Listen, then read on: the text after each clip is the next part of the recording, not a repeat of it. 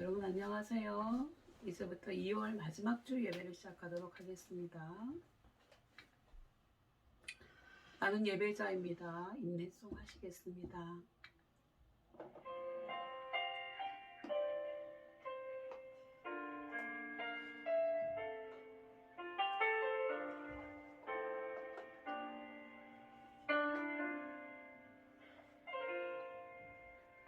나는 하나님을 예배하는 예배자입니다.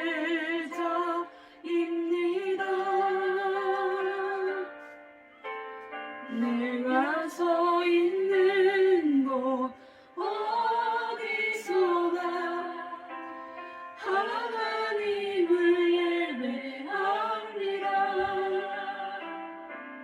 내 영혼 거룩한 은혜를 향하여 내 맘을 완전한 하나님 향하여 이곳에서 바로 이 시간 하나님을 예배합니다.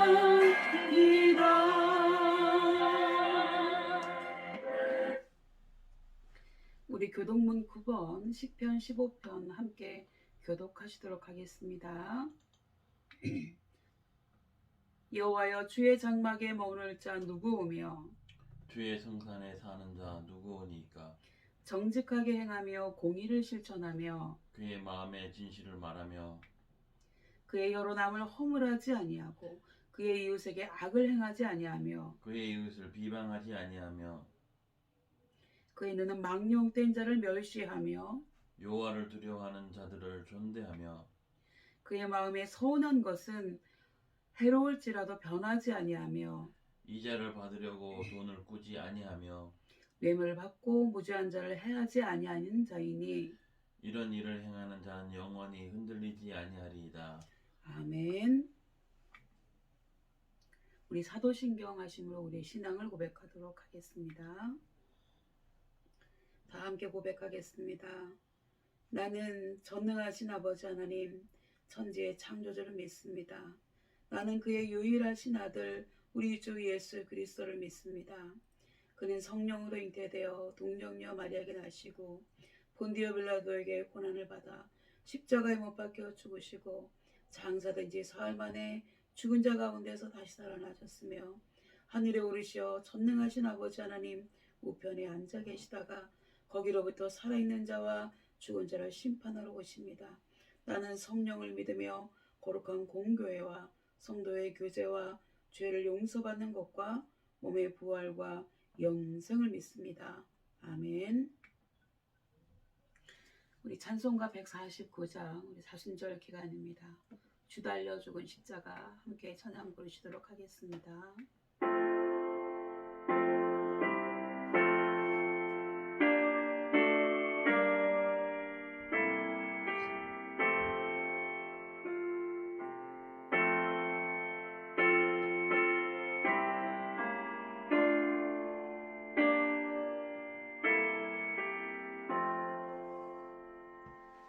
주 달려 죽은 십자가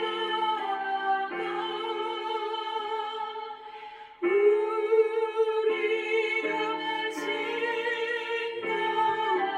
생각할 때에 세상에 속한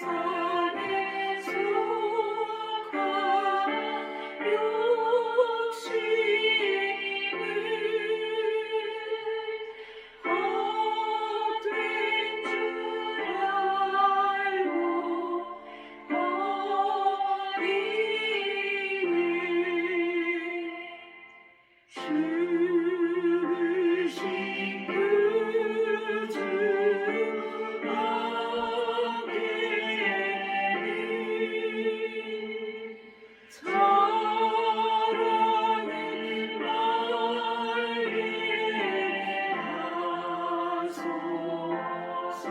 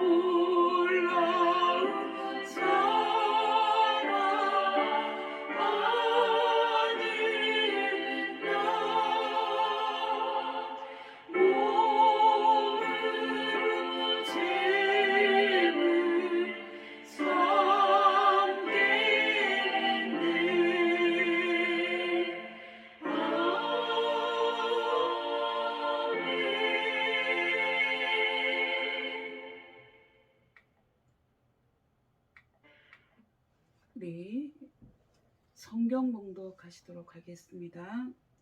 열왕기상 15장 9절에서 15절까지 말씀입니다. 제가 한 절, 여러분이 한 절 이렇게 교독하시도록 하겠습니다. 구약성경 541페이지입니다. 제가 먼저 받들어 봉독하겠습니다. 이스라엘의 여로보암 왕 제20년에 아사가 유다 왕이 되어 예루살렘에서 41년 동안 다스리니라. 그의 어머니의 이름은 마아가라 아비살롬의 딸이었더라. 아사가 그의 조상 다윗같이 여호와 보시기에 정직하게 행하여 남색하는 자를 그 땅에서 쫓아내고 그의 조상들이 지은 모든 우상을 없애고 또 그의 어머니 마아가가 혐오스러운 아세라상을 만들었으므로 태후에 이를 폐하고 그 우상을 찍어 기드론 시내가에서 불살랐으나 다만 산당은 없애지 아니하니라. 그러나 아사의 마음이 일평생 여호와 앞에 온전하였으며 함께 읽겠습니다. 그가 그가 그의 아버지가 성별한 것과 자기가 성별한 것을 여호와의 성전에 받들어 드렸으니 곧 은과 금과 그릇들이더라. 아멘. 다 같이 기도하겠습니다. 우리의 죄를 용서해 주시기 위하여 위아들까지 내어주신 하나님 아버지, 지난밤에도 주님의 은혜로 숙면하고 오늘 주의 은혜 가운데 이렇게 한날을 맞이하게 하시니 감사드립니다.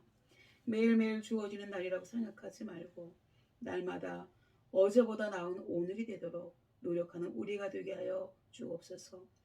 오늘도 우리가 기도한 것처럼 지금까지 우리 모든 죄를 용서해 주옵소서.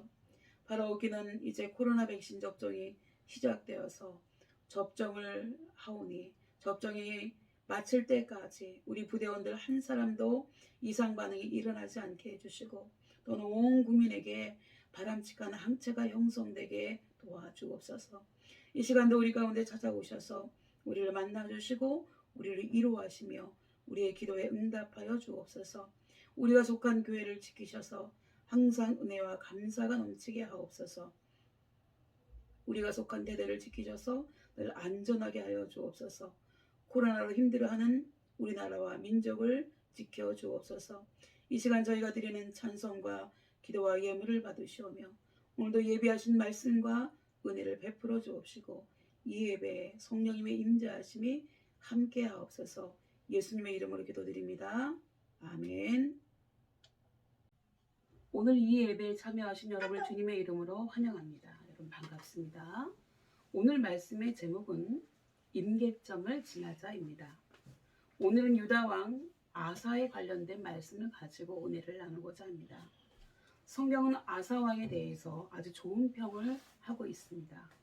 오늘 본문에 아사가 그 조상 다윗같이 여호와 보시기에 정직하게 행하였고 그의 마음이 여호와 앞에 온전하였다고 쓰고 있습니다. 이렇게 하나님이 인정하셨으니 참으로 훌륭한 왕임에 틀림이 없습니다. 아사가 유다를 41년간 통치했다고 되어 있는데 이것은 두 번째 가는 긴 통치 기간입니다.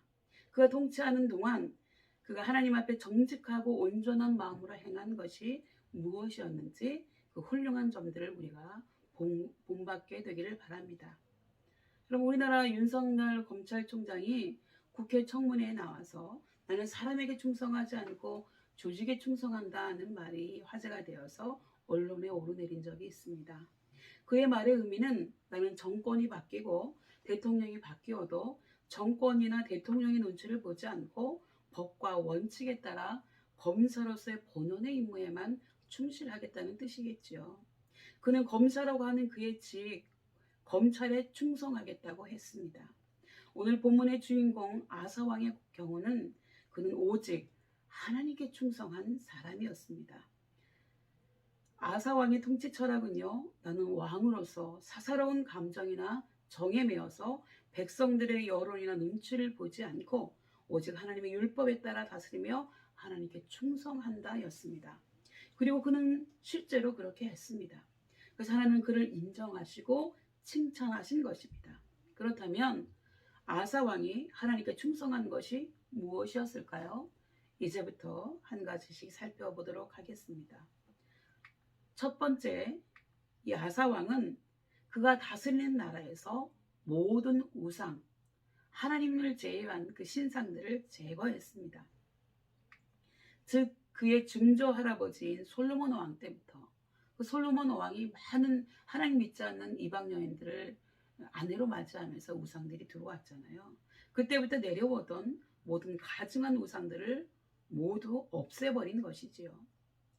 애국, 모압, 암몬, 에돔, 시돈, 헷 사람들이 섬기던 우상들, 바알, 아세라, 그모스, 밀곰 등의 온갖 가증한 우상들을 모두 허물고 찍어서 불태워 없애버렸습니다. 그러니 하나님께서 얼마나 기뻐하셨겠습니까? 그는 하나님께 최고의 충성을 한 것이지요. 10계명 중 첫째 계명과 둘째 계명이 우상 숭배를 금하신 계명입니다. 너를 위하여 다른 신을 내게 두지 말지니라. 너를 위하여 새긴 우상을 만들지 말되 하늘이나 땅이나 물속에 있는 것에 어떤 형상도 만들지 말고 그것들에게 절하지 말며 그것들을 섬기지 말라고 하셨지 않습니까, 여러분? 아사 왕은 하나님의 계명을 지키기 위하여 그의 통치권 내에 있는 모든 우상들을 제거한 것입니다. 아무리 권력을 가진 왕이라 하더라도 확고한 믿음과 의지와 결단력이 없다면 이러한 계획을 할 수 있을까요? 그런데 아사 왕은 이런 일을 해냈습니다. 그리고 당시 아사 왕의 개혁 의지가 얼마나 확고했던가를 보여주는 대목이 본문 13절에 나오고 있습니다. 어머니 마아가가 혐오스러운 아세라상을 만들었으므로 태후의 위를 폐하고 그 우상을 찍어서 기드론 시내가에서 불살랐다고 했지요. 성경에 보면 아사 왕의 어머니 이름도 마아가이고요. 자기 아버지의 어머니 이름도 마아가라고 되어 있습니다. 좀 이상하지 않습니까? 네, 이것은 고대 역사가들의 역사 기록 방법입니다. 마아가라고 하는 여인이 자기 아버지뿐만 아니라 아사 왕에게까지 막강한 영향력을 끼친 태후였음을 나타내고 있는 기록입니다. 그런데 아사 왕은 그런 할머니가 혐오스러운 아세라의 상을 만들었다는 이유로 그 책임을 물어 할머니를 태후, 곧 왕대비의 자리에서 폐위를 시켰습니다. 그리고 그의 할머니가 만든 아세라상을 찍어서 기드론 시내가에서 불살랐다고 했습니다. 여러분, 보통 사람이었다면 내 할머니니까 잘못을 눈 감아주고 대충 덮고 넘어가려고 하지 않았겠습니까? 그러나 아사 왕은 달랐다고 하는 것입니다. 그는 사사로운 정에 얽매이지 않고 공과 사를 분명히 했습니다. 하나님 앞에 바로 서서 진리를 수호하며 백성들의 공정한 통치를 했습니다. 여러분, 그렇다면 왜 하나님 외에 다른 신을 섬기면 안 된다고 하시는 것일까요? 질투쟁이라서 그럴까요? 그것은 신들의 출발점으로 되돌아가면 그 이유를 알 수 있습니다, 여러분. 모든 인류의 기원을 다루고 있는 창세기 10장에 니므롯이라고 하는 인물이 등장합니다. 그리고 그는 아주 특이한 사냥꾼이라고 묘사되어 있는데요. 그 유명한 바벨탑을 쌓은 인물이기도 합니다. 여기에서 특이한 사냥꾼이라고 하는 의미는 사람을 사냥했다. 사람을 사냥하는 것, 사람을 죽이는 것을 즐겨했다는 표현이라고 합니다. 어찌되었든지 간에 그는 강력한 통치를 하였고요. 그 당시 사람들은 그를 태양신으로 생각하고 섬겼습니다. 그런 그가 어느 날 갑자기 죽은 후에 1년도 더 지난 그 다음에 그의 아내 세미라미스가 아들을 하나 낳게 되었습니다. 그런데 이 강력하게 누구나 다 알고 있던 이 니므롯의 아내라고 다 알려져 있는 이 여자가 자기가 자기 남편의 아이도 아닌 다른 애를 낳은 거예요. 이 여자가 사실은 남편이 살아있을 때 바람을 핀 거죠. 그런데 이 여자가 그 남의 이목도 있고 하니까 그 사생아를 니므롯이 자기의 배를 빌려서 환상하였다고 하면서 그 아들도 담무스라고 하는 신으로 만들어서 섬기도록 하였지요. 그 여자는 그 옛날에도 남편이 살았을 때부터 바람을 피웠다고 볼 수 있습니다. 이렇게 제대로 된 각본으로 사람을 속인 그 여자는 자기가 신을 낳았으니 본인도 신이라고 주장을 하게 됩니다. 굉장히 똑똑한 여자예요. 그리해서 그때부터 남신과 여신이라고 하는 개념이 등장하게 되었고요. 사람들은 하나님 대신에 그 남신과 여신을 숭배하도록 이 여자가 만들었습니다. 따라서 신이라고 하는 것의 출발 자체가 매우 우스꽝스러운 사기극일 뿐만 아니라 남편이 살아생전에 바람을 피운 여자가 만든 신이기 때문에 그 신을 섬기는 방법 또한 매우 이상하다고 하는 것입니다. 그러나 그러한 진실을 아는 사람들이 다 죽고 그 여자가 만든 신을 섬기는 풍습만 남아서 계속 그것을 섬기고 있으니까 하나님께서 얘들아 니네가 옛날에 살아보지 않아서 모르는데 제발 그것 좀 섬기지 마라. 그거 다 사기다. 이렇게 말씀하시는 거예요. 그 여자가 만든 거야 라고 말씀하시는 겁니다. 또한 전 세계에 퍼져 있는 어머니 신과 아들 신의 동상은요 다 이러한 인간적인 사기극으로부터 출발하고 있다는 것을 볼 수 있다고 하는 것입니다. 그래서 하나님께서 이러한 형상들을 만들지 말라 그렇게 말씀하신 것입니다. 여러분 온 우주를 만드신 하나님을 제외한 어떤 신도 다 사람이 만들어낸 것이라는 것을 우리는 결코 잊어서는 안 된다고 하는 사실입니다. 두 번째요. 아사 왕은 남색하는 자를 그 땅에서 쫓아내었다고 기록하고 있습니다. 남색한다라고 하는 것은 동성애자를 의미합니다. 남자가 남자를 좋아한다는 거죠. 게이를 의미하고요. 물론 여성 동성애자인 레즈비언도 예외는 아닙니다. 아사 왕은 남녀 동성애자들 그 땅에서 모두 추방하였다고 하는 사실입니다. 위에서 말씀드린 것처럼 강력한 도시국가의 왕이었던 니무롯이라고 하는 사람의 아내가 자기가 낳은 사생아를 정당화시키기 위해서 만들어낸 것으로부터 시작된 신을 섬기는 가나안 원주민들의 종교의식이나 성풍속은 음란하기 그지없어서 차마 입에 담을 수조차 없을 정도였습니다. 여러분 그렇게 남신과 여신을 섬기는 그런 신전의 창녀 거기서부터 매춘이 시작된 거고요. 그 여신을 섬기는 신전의 그 아동 미동들 그 아이들로부터 남색이 시작된 거예요. 여러분이 동성애가 어디서부터 출발했는지 그 창녀가 어디서부터 출발했는지 그것을 알아야 됩니다. 여러분 그랬고요. 하물며 짐승들도 근친교배를 피하는데 타락한 인간들은 근친상간은 물론이고 짐승들과도 더러운 짓을 했으니까 사실 짐승만도 못하다고 할 수 있겠습니다. 그리고 하나님이 가나안 원주민들을 멸절시키라고 말씀하신 이유도 가나안 땅에 들어가서 살아야 할 이스라엘 백성들이 그들의 그 혐오스러운 우상 숭배 이렇게 지저분하게 섬기는 거 있죠. 그 다음에 음란한 성문화에 오염될 것을 우려하셨기 때문에 그렇습니다. 그리고 여러분 세 번째는요.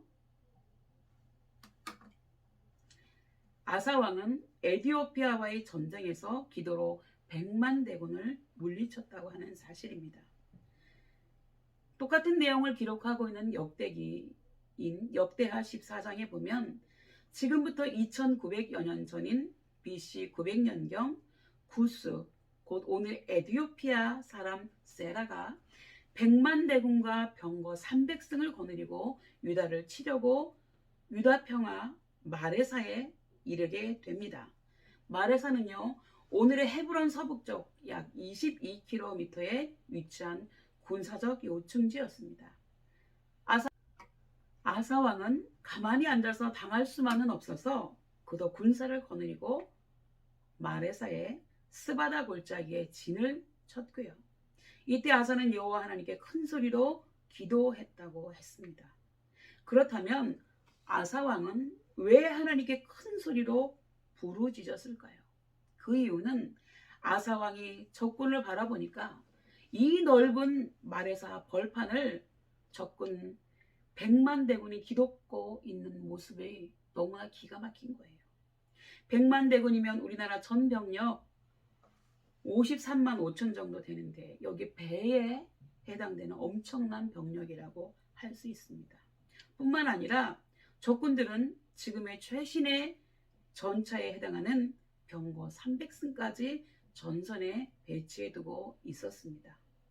아사 왕은 자기 군대가 적군의 절반 58만 명밖에 되지 않고 무기도 칼과 창과 방패가 전부였기 때문에 두려워할 수밖에 없는 거죠. 이 전쟁은 마치 기울어진 운동장에서 싸우는 것 같아서 승산이 없다고 판단되었을 것입니다. 피할 수 없는 전쟁을 눈앞에 두고 있는 아사 왕으로서는 두렵고 앞이 캄캄하고 절망적인 상황에서 하나님께 울면서 큰 소리로 기도하는 방법밖에는 없었습니다. 그래서 하나님께 SOS를 친 것입니다. 그렇다면 그가 뭐라고 하나님께 SOS를 쳤을까요? 역대하 14장 11절에 아사왕은 하나님께 이렇게 부르짖었다고 했습니다. 여호와여, 강한 자와 약한 자 사이에는 주밖에 도와줄 이가 없사오니 우리 하나님 여호와여, 우리를 도우소서. 우리가 주를 의지하오며 주의 이름을 의탁하고 이 많은 무리를 치러 올라왔나이다. 여호와여, 주는 하나님이시오니 원컨대 사람으로 주를 이기지 못하게 하옵소서라고 기도했다고 했습니다. 아사왕의 이 짤막한 기도 속에는 하나님을 향한 그의 간절함과 다급함과 절박함이 그대로 담겨져 있습니다. 그렇다면 아사왕의 기도는 과연 응답이 되었을까요? 여러분, 여호와께서 에디오피아 대군을 아사왕 유다 앞에서 쳐서 패하게 하시니 적군이 후퇴했고 유다군이 추격하니 적군이 엎드러지고 살아남은 자가 없었다고 했습니다. 그렇다면 군사력이 절대 열세인 유다 병력이 어떻게 100만이나 되는 적군을 물리칠 수 있었을까요? 어떻게 이런 일이 가능했을까요? 그것은 하나님께서 천사들을 보내셔서 적군들과 싸워서 적군들을 절멸시켜 주셨기 때문이라고 많은 주석가들이 이야기하고 있습니다. 그리고 성경에는 이러한 기적적인 일들이 셀 수 없이 많이 등장하고 있습니다. 하나님이 1차적으로는 아사왕의 군대를 하나님의 군대처럼 사용하셨다고 볼 수 있고요. 2차적으로는 인간의 눈에 보이지 않는 천사들을 지원군으로 보내셔서 적군들을 쳐서 전멸시켰던 것이지요. 이렇게 그의 기도는 즉시 응답을 받아서 아사왕의 유대 군대가 대승을 거두게 되었습니다. 여러분, 우리가 위급한 상황에서 기도하면 하나님도 급하게 응답해 주실 줄 믿습니다. 이 전쟁에서 승리한 유다 군대는 적군들로부터 엄청난 전리품들을 챙겨왔다고 했습니다. 그리고 아사의 군대가 에디오피아의 100만 대군을 물리친 것은 역사적으로도 유명한 전설이 되었습니다. 왜냐하면 유다 군사들이 성 밖으로 나와서 벌판에서 적군들과 싸워서 이긴 적이 지금까지 없었기 때문에 그렇습니다. 이 전쟁에서 아사왕이 대승을 거둔 이후에 그 이후 300년 동안은 다시는 인근 세력들이 유다를 넘보지 못할 정도로 큰 타격을 입힌 전쟁이 되었습니다. 그리고 하나님께서 그날 사면 모든 백성들이 이 유다를 두려워하게 하셨기 때문에 감히 유다를 치려고 넘보는 나라나 민족들이 없었다고 하는 사실입니다. 여러분, 그러나 그러한 그에게도 크나큰 위기가 찾아오게 됩니다. 그것은 바로 북방 이스라엘의 왕 바사가 쳐들어온 것입니다. 이 이스라엘이 우리나라처럼 남북으로 갈라져 있었는데 북방의 왕인 바사가 쳐들어왔다고 하는 것입니다. 바사는요, 라마의 성을 건축했습니다. 이 보시면 유다와 이스라엘의 접경 지역에 이 라마라고 하는 지역이 있는데 여기에 성을 건축하는 거예요. 그것이 교통의 요충지이다 보니 아사 입장에서, 아니 남유다 입장에서는 목숨줄이 막히는 것처럼 느껴졌을 것입니다. 아사 왕은 바하사가 쳐들어오기 이전까지는 하나님을 온전하게 섬겼습니다.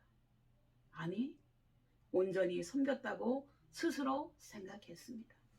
그런데 바하사는 자신을 공격해 왔고요. 하나님은 막아 주셔야 하는데 아무 소식이 없는 것처럼 느껴졌다고 하는 사실입니다. 여러분, 우리도 그런 때가 있지 않습니까? 하나님 앞에 기도하면 다 들어주신다고 했는데 내가 아무리 기도해도 하나님이 안 들으시는 것 같아요. 이 아사왕이 이러한 단계에 처해 있었다고 하는 것입니다. 아사왕 입장에서는 하나님께서 빨리 해결책을 주셔야 하는데 그 해결책이 나올 기미가 보이지 않는다라고 생각했을 가능성이 크다고 볼 수 있습니다. 하나님만을 의지하며 소신을 가지고 단행되었던 종교개혁은 이렇게 바하사가 쳐들어온 이후에 완전히 끝이 났고요. 아사왕은 더 이상 하나님을 의뢰하기보다는 세상의 방법, 인간 왕국이 취할 수 있는 가장 효과적인 방법을 찾아 나서게 되었습니다. 교회 다니다가도 이런 일이 벌어지는 상황이 발생할 때가 있죠. 그래서 아사왕은 왕궁의 보물뿐 아니라 성전에 자기 하나님 앞에 바친 모든 보물들을 모두 다메섹의 왕 벤하닷에게 보냅니다. 하나님 이제 필요 없다. 난 하나님 믿지 않는다. 그리고 자기 하나님 앞에 드렸던 헌금조차 다 회수해가지고 가지고 갔다고 하는 것입니다. 그리고 그에게 자신을 보호해달라는 요청을 하게 됩니다. 여러분, 열왕기상 15장 17절에서 21절에 보면 이스라엘의 왕 바하사가 유다를 치러 올라와서 라마를 건축하여 사람을 유다 왕 아사와 왕래하지 못하게 하려 한지라. 아사가 여호와의 성전 곳간의 왕궁 곳간에 남은 은금을 모두 가져다가 그 신하의 손에 넘겨 다메섹에 거주하고 있는 아람의 왕 헤시온의 손자 다브림몬의 아들 벤하닷에게 보내며 이르되 나와 당신 사이에 약조가 있고 내 아버지와 당신의 아버지 사이에도 있었느니라. 내가 당신에게 은금 예물을 보냈으니 와서 이스라엘의 왕 바하사와 세운 약조를 깨뜨려서 그가 나를 떠나게 하라 하며 벤하닷이 아사 왕의 말을 듣고 그의 군대 지휘관들을 보내 이스라엘 성읍들을 치되 이온과 단과 아벨 벳마아가와 긴네렛 온 땅과 납달리 온 땅을 쳤더니 바하사가 듣고 라마를 건축하는 일을 중단하고 디르사에 거주하니라. 여러분, 이게 무슨 말이냐고 하면요, 그 내 아버지와 당신의 아버지 사이에 약조가 있었다는 거지. 우리 서로 친하게 지내자. 그리고 또 아람의 아버지가 북이스라엘과도 친분 관계를 맺고 있었는데 이제 내가 하나님 앞에 드린 헌금까지 다 몰빵을 해가지고 너한테 줄 테니까 이 돈과 은금을 받고 북이스라엘과는 관계를 끊고 나를 도와달라고 하는 것입니다. 그래서 이 벤하닷이 이 북이스라엘을 치러 올라가니까 그 틈을 타서 안정을 되찾겠다고 하는 것입니다. 이렇게 벤하닷은요, 마침 아사왕의 이 부탁을 하자 그 부탁을 거절하지 않고 직접 군대를 거느리고 북이스라엘의 요충지를 쳤고요.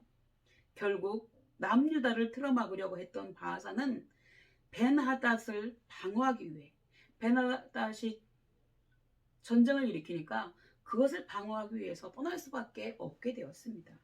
그래서 아사왕은 라마의 바하사가 쌓아놓은 석재들과 목재들을 이동시켜서 베냐민 땅에 게바와 미스바를 건축하는 일을 합니다. 비용을 일부 했다고 볼 수 있죠. 그렇다면 아사왕이 그 역사를 이끌면서 무슨 생각을 하고 있었을까요, 여러분? 아사왕 입장에서는 혹시 지금까지 하나님을 섬긴 것, 종교 개혁했던 것이 쓸데가 없다고 생각하지는 않았을까요? 이렇게 아사왕은 결국 하나님을 떠나버립니다. 바하사가 쳐들어올 때까지 하나님을 전심으로 섬겼던 그는 환난 가운데서 하나님의 도우심이 자기가 원하는 대로 들어오지 않자 하나님을 버려버린 것입니다. 지금까지 자신이 속았다고 진심으로 생각했을 가능성이 충분히 높다고 봅니다. 결국 아사왕은 왜 하나님을 의지하지 않았냐고 자신을 질책하는 선지자 하나니도 옥에 가두어 버리고, 그의 발에 병이 들었을 때에도 하나님을 의지하고 하나님께 하나님 나의 병을 고쳐주세요라고 기도하지 않고 의원만을 의지하는 지경이 됩니다. 여러분, 병원에 가는 게 나쁜 게 아닙니다. 그러나 믿는 사람은 병원에도 가야 하지만 그 전에 반드시 하나님께 맡기고 믿음으로 기도하는 일이 우선되어야 하는데, 아사왕은 이제 더 이상 기도하는 일을 하지 않았다고 하는 것입니다. 여러분, 우리가 하나님을 의지한다고 하는 것은 단순히 하나님, 제가 이렇게 하나님을 섬기겠으니 하나님 저에게 제가 원하는 것을 주시옵소서라고 말하는 것이 아닙니다. 도리어 하나님, 주님께서 제게 어떠한 것도 주지 아니하실지라도 하나님만 섬기겠습니다 라고 말하고 그대로 행동해야 하는 것이 아닐까요, 여러분? 씨 뿌리는 비유에서 예수님은 제자들과 무리들에게 돌밭에 뿌려진 씨앗을 이야기하십니다. 자양분이 있어서 그 씨앗은 자라기는 하지만 세상에 환난이나 박해가 올 때 곧 넘어지는 자를 예수님께서는 말씀하셨는데, 아사왕이 바로 그러한 존재였던 것입니다. 그런즉 씨 뿌리는 비유를 들으라. 아무나 천국 말씀을 듣고 깨닫지 못할 때는 악한 자가 와서 그 마음에 뿌려진 것을 빼앗나니, 이는 곧 길가에 뿌려진 자요 돌밭에 뿌려졌다고 하는 것은 말씀을 듣고 즉시 기쁨으로 받되 그 속에 뿌리가 없어 잠시 견디다가, 아사왕의 경우죠, 말씀으로 말미암아 환난이나 박해가 일어날 때에는 곧 넘어지는 자요 가시떨기에 뿌려졌다는 것은 말씀을 들으나 세상의 염려와 재물의 유혹에 말씀이 막혀 결실하지 못하는 자요 좋은 땅에 뿌려졌다고 하는 것은 말씀을 듣고 깨닫는 자니 결실하여 어떤 것은 100배, 어떤 것은 60배, 어떤 것은 30배가 되느니라 하시더라. 여러분, 오늘 말씀을 정리하겠습니다. 용두삼이라고 하는 사자성어가 있습니다. 기독교적으로는 그리 바람직한 비유는 아닙니다만 어찌되었건 그 뜻은 머리는 용인데 몸뚱아리는 뱀이더라 하는 말입니다. 꼬랑지는 뱀이라고 하는 것입니다. 그리고 이 말의 뜻은 시작은 거창했지만 마지막에는 별 볼 일 없다라고 하는 의미입니다. 여러분, 무슨 일이든지 간에 시작은 매우 중요합니다. 그러나 시작보다 더 중요한 것은 끝맺음이라고 하는 사실입니다. 어떤 일이건 사람 간의 관계이건 간에 끝이 좋아야 합니다. 그런데 아사왕은 시작은 너무나 훌륭하게 시작했습니다. 그의 아름다운 시작은 감히 용기가 없어서 도전도 하지 못하는 사람들과는 너무도 비교가 안 될 만큼 훌륭했습니다. 그래서 하나님도 그를 칭찬하시면서 그가 하는 일에 복을 주시고 늘 도와주셨습니다. 그런데 문제는요, 그가 심각한 어려움에 부딪혔을 때입니다. 옛말에 사람은 어려울 때 그 진가가 드러난다고 합니다. 좋을 때야 다 누구나 비슷하죠. 그러나 어려움이 닥치면 진정한 그 사람의 진가를 알아볼 수 있다고 하는 것입니다. 사람과의 관계에서처럼 하나님과의 관계에서 아사왕에게 위기가 찾아왔다고 하는 것입니다. 그러자 그는 가차없이 하나님을 버리고 심지어 자기가 하나님께 자발적으로 드렸던 헌금까지 다시 챙겨서 자기를 도와줄 만한 이웃나라 왕에게 갖다 바치며 하나님 대신 자기를 지켜달라고 애원을 합니다. 그러자 그 사람은 그의 간청을 외면하지 않고 곧바로 들어줍니다. 그럼 그 사람이 좋은 사람일까요? 아닙니다. 다음에 다시 쳐들어옵니다. 그리고 아사왕은 역시 보이지 않는 하나님은 믿을 존재가 못돼, 힘센 사람이 최고야 라는 결론을 내리게 됩니다. 이렇게 아사왕은요, 어리석게도 힘센 사람을 의지해서 하나님께 드렸던 헌금까지 다 회수해서 다침으로 인해 결국에는 나라도 기울어지고 자기 자신도 병들어 죽게 되었습니다. 여러분은 지금 어떻습니까? 어떻게 보면 지금의 코로나 상황은 믿는 사람들에게 위기라고 할 수 있습니다. 코로나 전에는 예수 믿으면 복받고 잘되고 질병도 모두 고침을 받는다고들 생각했습니다. 그러나 코로나 상황이 되니 그와 정반대의 현상이 나타나고 있는 것입니다.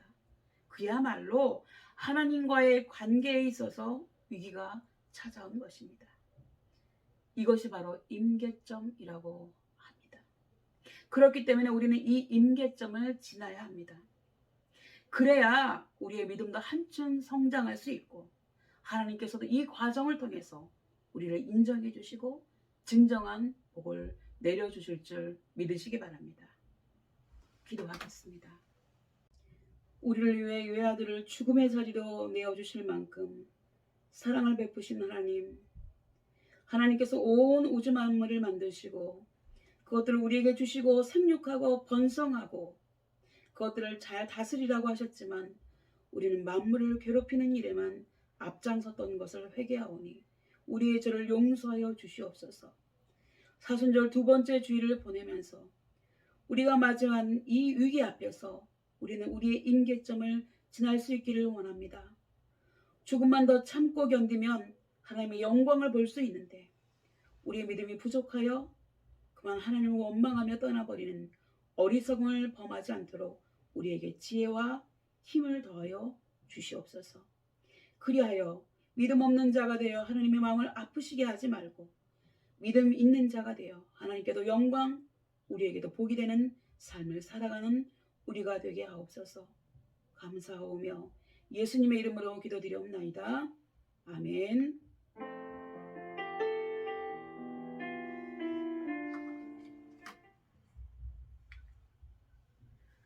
아무것도 두려워하지 말라, 두려워 말라 찬양하겠습니다. 다 같이 한 목소리 찬양하겠습니다.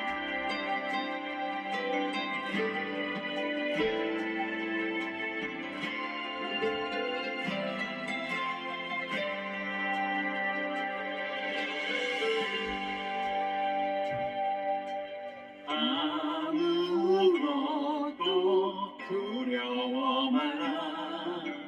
주 나의 하나님이 지켜주시네.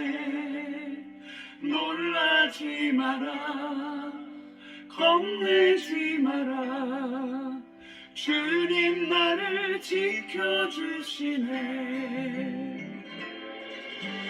아무것도 두려워 말라. 주 나의 하나님이 지켜주시네. 놀라지 마라, 겁내지 마라. 주님 나를 지켜주시네. 내 맘이 힘에 겨워 지칠지라도 주님 나를 지켜주시네. 세상의 험한 통과 멀어질 때도 주님 나를 지켜주시네. 주님은 나의 산성, 주님은 나의 요새, 주님은 나의 소망, 나의 힘이 되신 여호와.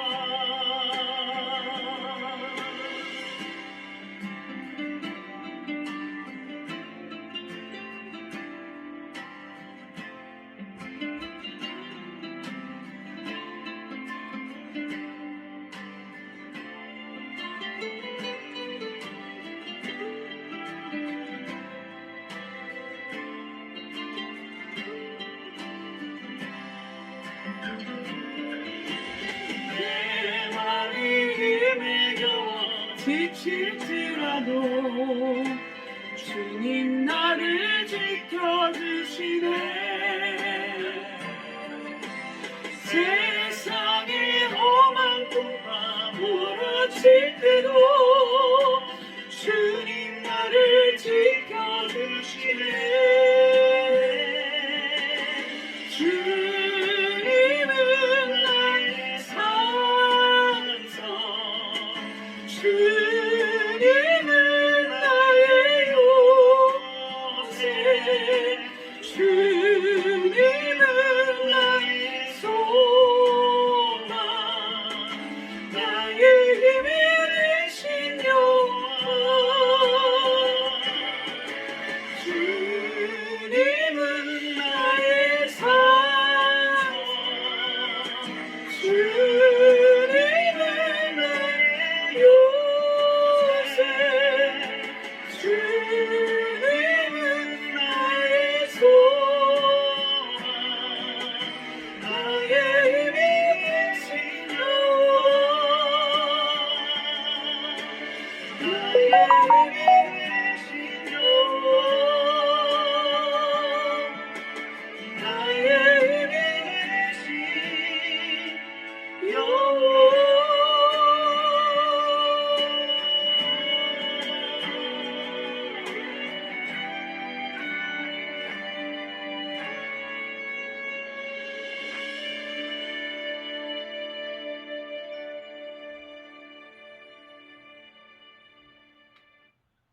예, 지금은 헌금 시간입니다. 늘 말씀드린 것처럼 하나님 앞에 감사의 기도 제목 올려드리겠습니다. 하나님 감사합니다. 하나님 코로나 상황에도 지켜주시고 우리가 이렇게 예배할 수 있어서 감사합니다. 여러 가지 감사의 기도 제목 올려드리겠습니다. 우리가 하나님 앞에 하나님 우리의 소원이 있습니다. 하나님이 솔로몬의 기도에 응답하셨다는 것처럼 우리의 기도에도 응답해 주옵소서라고 소원의 기도 제목 올려드리겠습니다. 그리고 헌금 하나님 앞에 정성껏 올려드리는 시간을 갖도록 하겠습니다. 시간을 좀 드리겠습니다.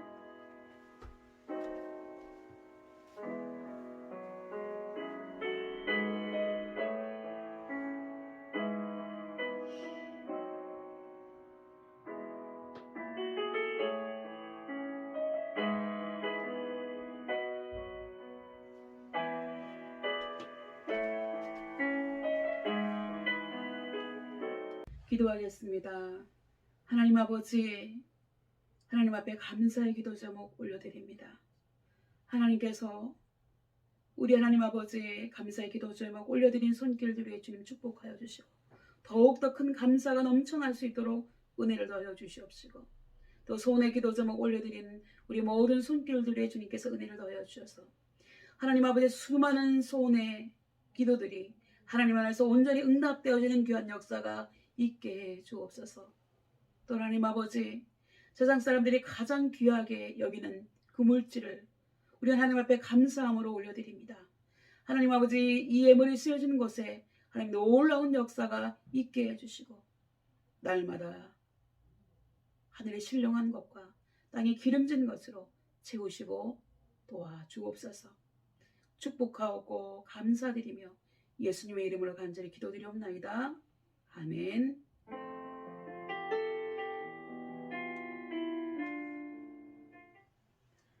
예, 다른 순서는 우리 군종들이 다 진행하겠고요. 제가 이제 축도하고 예배는 마치도록 하겠습니다.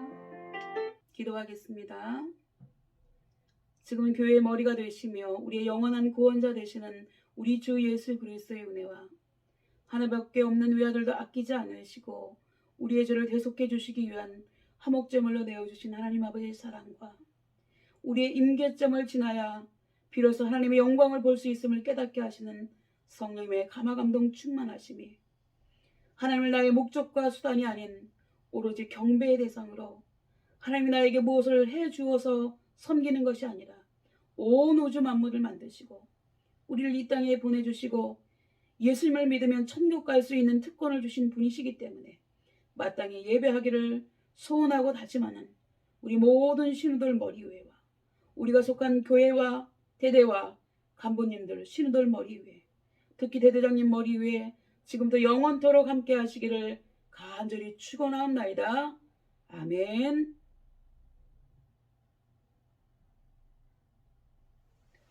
여러분, 예배는 마쳤습니다. 여러분, 기도 많이 하셔서 다음 주에는 꼭 뵐 수 있기를 바랍니다.